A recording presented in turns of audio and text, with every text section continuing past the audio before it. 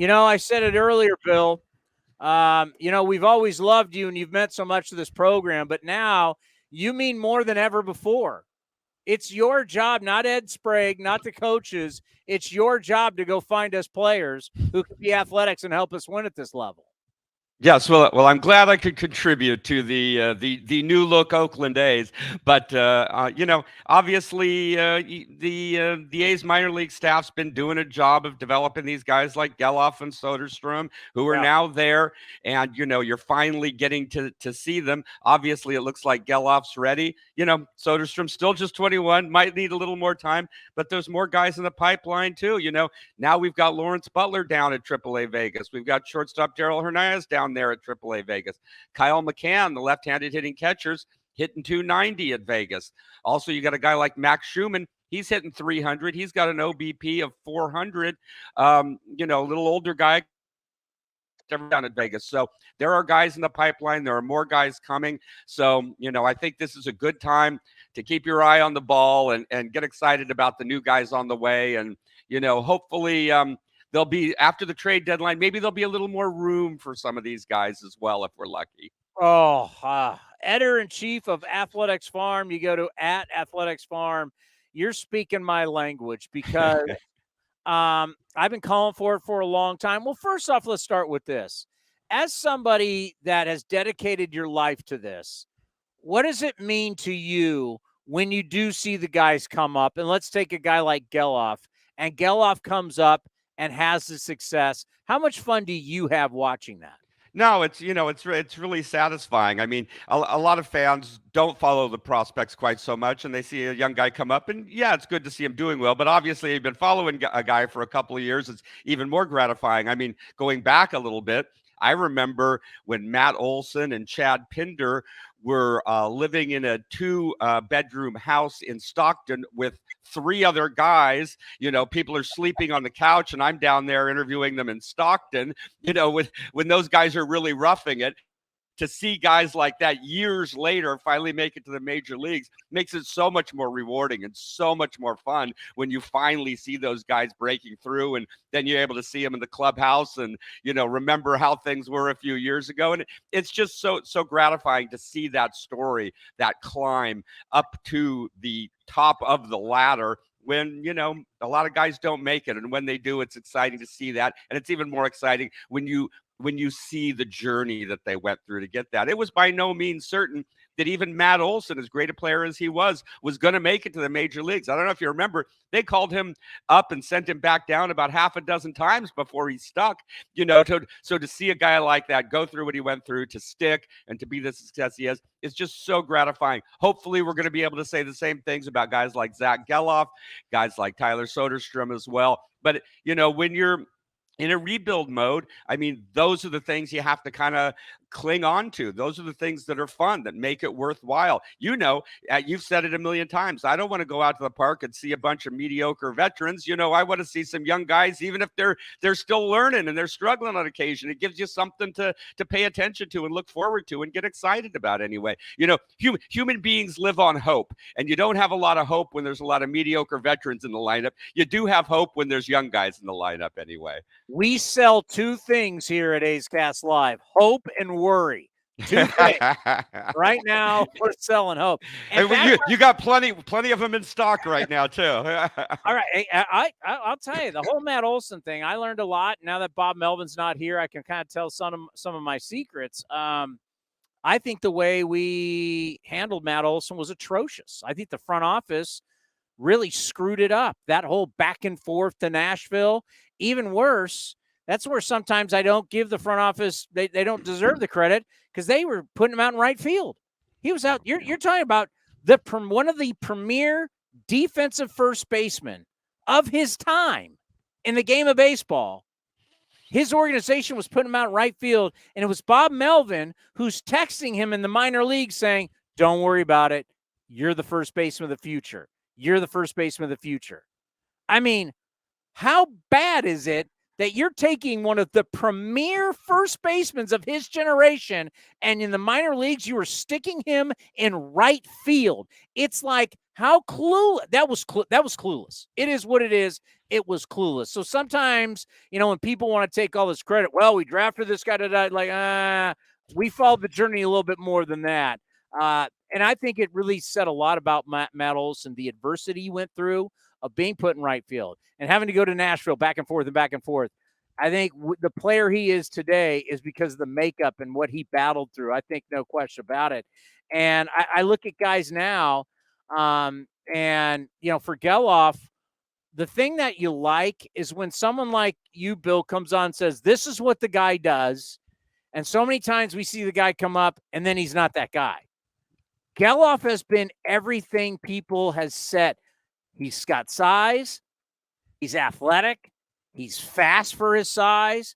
He's got power to right center and to the opposite field. He can pull it. Like everything that you've talked about, we have seen so far. Yeah, I think it goes to this sort of intangible thing that can't be quantified by analytics, which is when a guy just really kind of knows what he's doing and has a professional approach across all aspects of the game. Those are the guys that tend to succeed.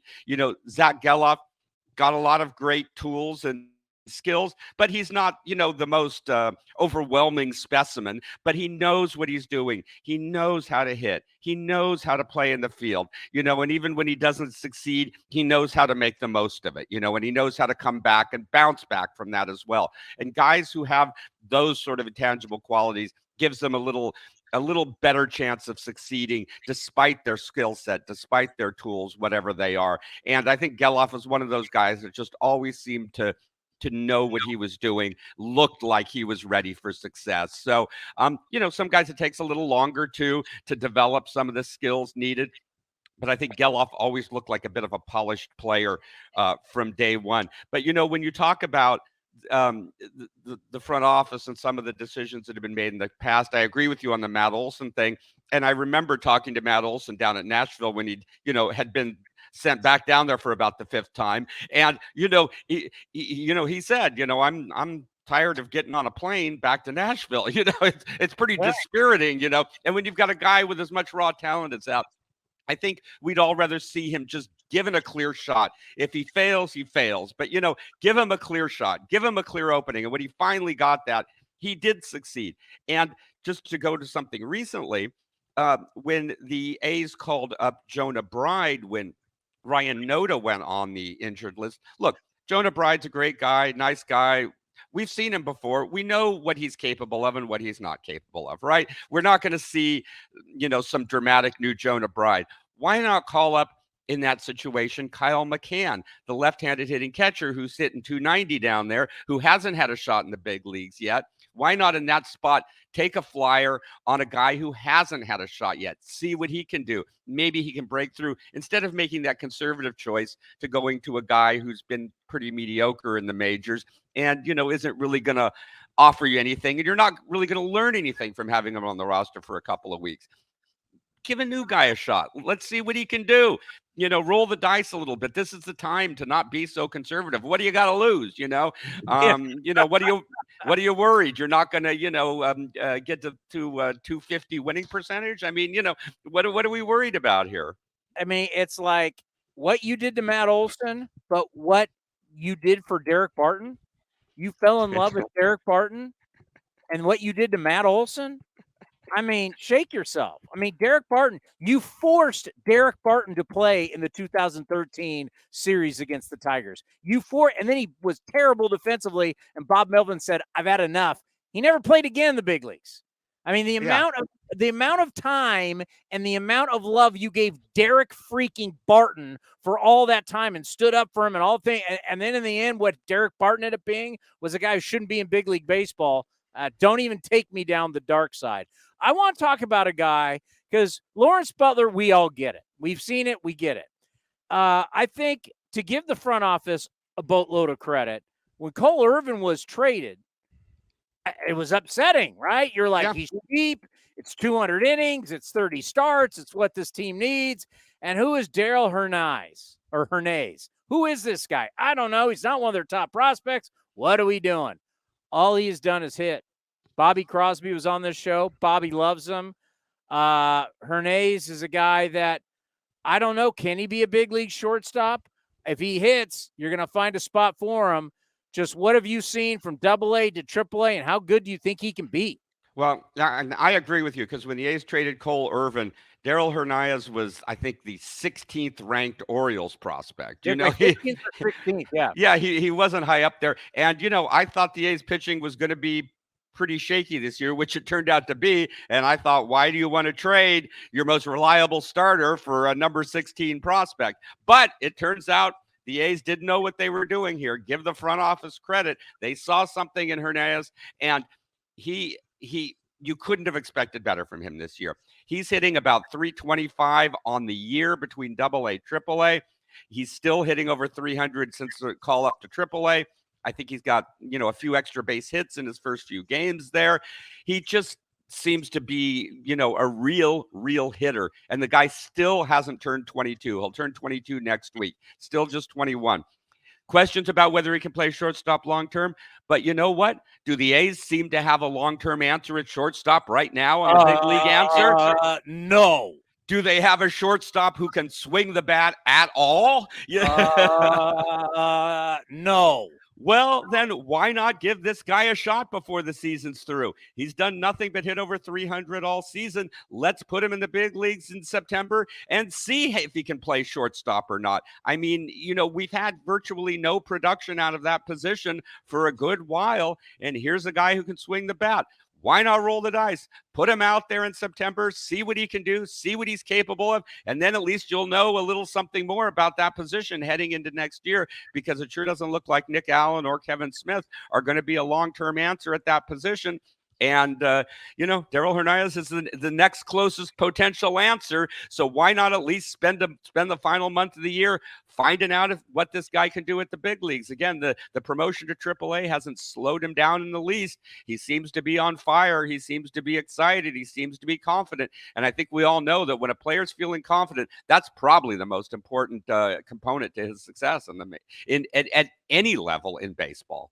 The great thing about Marcus Semien is that Marcus Semien is a terrific athlete. So Marcus Semien really is the type of player that you can kind of put anywhere. Like he could, where do you need him? He'll figure it out. At some point, he'll figure it out. He's now figured out second base. Wash helped him figure out shortstop. I guarantee if you put him out in left, I would be confident at some point you could put him in center field. He's not going to kill you. What kind of athlete is Hernaiz? Is he kind of like a Marcus Semien? Is he good enough that we'll find a spot for him, can put him in a lot of different spots? I mean, it's a good question. He really hasn't, he's so young. He really hasn't played that much pro ball. And honestly, he really hasn't played around the diamond much. So he's started, I think, all but like 3 games at shortstop this year. So the A's have been leaving him at shortstop throughout the season. Whether or not he can play anywhere else, really, it's just to be determined. He's really so young and such an unknown quantity at this point. I think we just don't know, but I say give him a shot at shortstop, see if he can handle it. If not, I think the most logical position would be, second. We're probably going to have Geloff there. Well, maybe you can move him to third. If that doesn't work out, try him in left. If the guy can swing a bat, on this team, you got to be able to find a place for him somewhere. And if he's a professional athlete, he can figure out how to play somewhere. He might not be a Gold Glover, but if you can hit, you can probably find a position on the field to play well enough to stick anyway. Yeah, you start thinking about Geloff and Soderstrom. You start talking about Lawrence Butler and Jordan Diaz, and let's say Hernaiz is one of the. I mean, all their ages are between 23 and 21, and you just start thinking of what kind of core is actually being built. It could be something real special. Lawrence Butler, continues to be Lawrence Butler. We've been talking about him since. He took over spring training, and ever since spring training, he's been the guy. Just talk about the season he's having.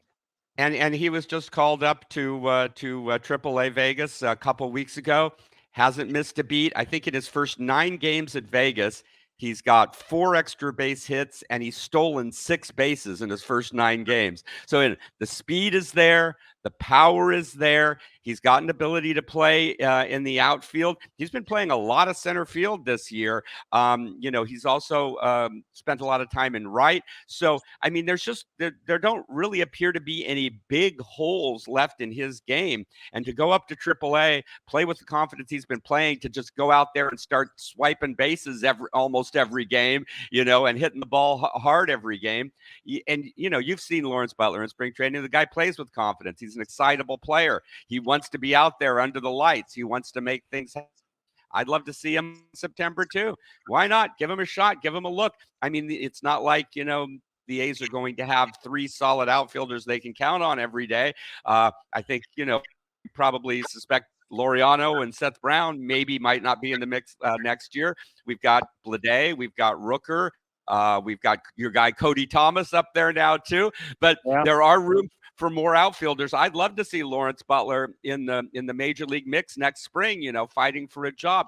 Why not? What if you had 4 outfielders and you had Butler, Bleday, Rooker, Ruiz out there next year in the outfield mix? Maybe you got Geloff at second. Maybe you're giving Hernaiz a chance at short. Maybe you got a Jordan Diaz or a Brett Harris getting a shot at third. You could have Langoliers, Soderstrom, Kyle McCann in the catcher, first base, DH mix, along with Ryan Noda. I'd love to see him throw Max Schumann in there, who's hitting 300 with a 400 on base percentage. He can play almost any position on the diamond. Put him on the roster. A roster like that, to me, would be fun and exciting to see next year. And you know what? It might just end up having a better winning record than the team does this year, too.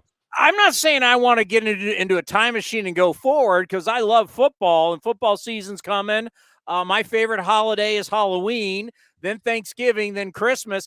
But after what you just said, I'm ready for spring training. Yeah, so am I. And why not go with that plan? I'm just hoping they don't go out in the offseason and sign another Peterson or Diaz or something. Write it down. I want you to write everything. You know what, Cody? Make sure everything he just said gets on paper, and we're going to give it to David Forrest going, this is exactly what I want to see. I want to see a bunch of young guys competing against each other. I'm going to go Jim Harbaugh on you. Iron sharpens iron. I want to see all these. I don't want one old guy. Well, you got to have one old guy. Find an old guy, whoever you want the old guy to be. And they're not old. We're talking about a guy in his 30s. But I want a bunch of young 25 and under guys fighting like hell against each other to make the 26-man roster. And that team, let that team loose on Major League Baseball, because at some point, those guys will figure it out, and then they'll be tough to beat. And the thing is, I want to see a roster where all the guys are full of potential anyway. Maybe some of them realize it, maybe some of them don't. But put them out there, let them play, see whose potential flourishes and manifests, and run with that. But have a roster full of guys that have an upside, not just sort of safe, moderate, mediocre veterans. Young guys with potential. And you know what? You know as well as I do. You have a roster full of that. Those guys are going to be excited to be on the field every day, and they're going to make each other better. They're going to be excited. They're going to want to prove themselves, and they're going to be greater than the sum of their parts, And the A's have enough guys like that to go out and do that next year, and there's no reason not to. There's nothing to lose. It'd be one thing if this team was winning and you don't want to, risk something, but do that. Have a roster full of potential. Let's see who succeeds, and I will put that in black and white for you. So. Yes. Blueprint. We're going to say this is the blueprint. All right, I'm running out of time because we got pregame coming up. I'm excited to talk to you, and I want to get to the pitching. I do know this. If it's Blake Beers, right? It's Blake. Blake Beers, yeah. If Blake Beers can be here and be good, I've got sponsorship opportunities for him. I know he has some of the top strikeouts in our minor league system, but if Blake Beers can get here and get outs, we've got I can just see it now. Hey, this is Blake Beers. And when I'm drinking beer, I'm drinking Lagunitas from Petaluma. I could write the commercial right now. But you've got some pitchers, because we're excited about hitters. I don't hear a lot of excitement about pitchers in our system. Tell me who you're excited about. Yeah, well, as you know, most of the A's top pitching prospects have already, been at the major league level this year. Waldichuk, Muller, Tarnock, Miller. Maybe not all panning out as one would hope, but you got to look at the guys at the next level beyond that. So I just put a piece up on my Athletics Farm site detailing the top performing pitching prospects in the system this year. And one of the top guys, I mentioned to him, I think one of the last times we talked was Joey Estes at Midland. The guy's just Braves, right? Yeah, I came over from the Braves in the Matt Olson deal. One of the names that wasn't at the top of the list. And last year, as a 20-year-old, Estes was really the most reliable starter at High A Lansing. This year, as a 21-year-old, he's been the best starter at Double A Midland. The guy's got the best whip of any starting pitcher in the A's minor league system. He's got the third best ERA of any starting pitcher in the A's minor league system. His ERA is around 3.40 at Midland. He's just been really solid and dependable. And again, he's just 21 years old. He seems to have a knowledge and a feel for pitching. And he's got good command. He doesn't walk many guys at all, which is always good to see. Thank you very much. And there aren't a lot of 21-year-old minor league pitchers who don't walk a lot of guys. And I'll tell you, Joey Estes is one of them. I think his strikeout to walk ratio is at least 3-1 anyway. So that's good to see. That. Joey Estes, Double A, he should be, in a position to be, at least close to major leagues next year. Also, a guy, Jack Perkins. He was the A's 5th-round draft pick just last year out of Indiana. Got off to a blazing start at High A Lansing, had a 2.50 ERA at Lansing early in the season. He's been promoted to Double A Midland. On the season, he's got the best ERA of any pitcher in the A's minor league system. He got an ERA at 3.18, and he was drafted just last year and is now at Double A. So Jack Perkins is also a guy to keep an eye on. And then just one notch below that, Jose Dicachea, who was drafted a few years ago by the A's in the 8th round out of high school in Arizona, had Tommy John surgery, was laid up, but he's been one of the most effective pitchers in the A's minor league system this year. Got up to a great start at Stockton. He's now at Lansing. He's got an ERA just a little, I think it's 3.18 as well. He's just a fraction behind Jack Perkins. And Dicachea has been striking out 9.5 guys per 9 innings this season after coming back from Tommy John surgery. So he's been doing really well. He's up at Lansing now too. So if he can stay healthy, he's got the stuff and the ability to move up pretty quickly. So after we had the Mullers and the Waldichuks and the Tarnocks and the Millers, I think some of the next guys to keep an eye on are Joey Estes, Jack Perkins, and Jose Dicachea, who are all having really great seasons in the A's minor league system this year. We haven't seen a lot, but what we've seen so far, I like Freddie Tarnock. Big guy, big arm. How did you like him? Yeah, I think he's got real potential. I think he's got a good attitude. He's a fighter.